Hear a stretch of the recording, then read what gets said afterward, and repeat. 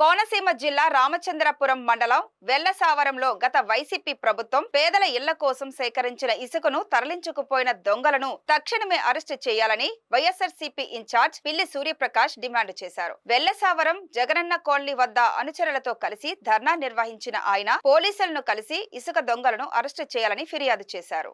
ఈ సందర్భంగా సూర్యప్రకాష్ మీడియాతో మాట్లాడుతూ అధికార పార్టీ నాయకులు, మంత్రి అనుచరులు రాత్రికి రాత్రి జేసీబీలతో సుమారు 70 లారీల తరలించిపోయారని, దీనిపై హౌసింగ్ అధికారి ఫిర్యాదు చేసినా పోలీసులు అసలు దొంగలను తప్పించి కేసు పెట్టారని విమర్శించారు.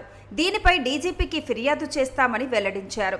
ఈ విషయమై సిఐ అశోక్ కుమార్ను వివరణ అడగ్గా విచారణ చేస్తున్నామని తెలిపారు. సమగ్ర విచారణ జరిపి నిందితులను అరెస్టు చేస్తామని వెల్లడించారు.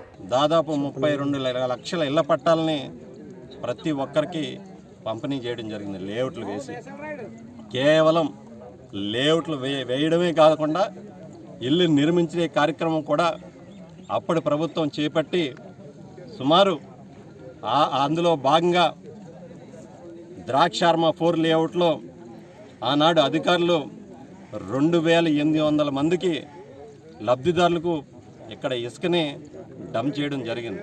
సుమారు 3000 టన్ను 4000 టన్ను ఇసుకని డంప్ చేయడం జరిగింది.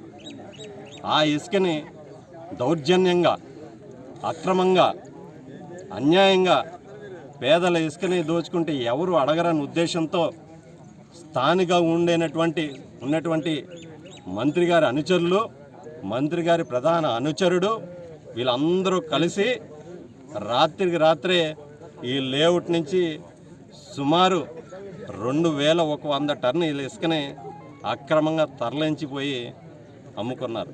అంటే ఎటువంటి పరిస్థితితో ఈ నియోజకవర్గంలో దారి తీస్తున్నాయో ఒక చిన్న ఉదాహరణ ఇది. జిల్లా ఎస్పీ గారికి కంప్లైంట్ చేస్తాం, అదేవిధంగా డిఐజీ గారికి కంప్లైంట్ చేస్తాం, డీజీపీ గారికి కంప్లైంట్ చేస్తాం.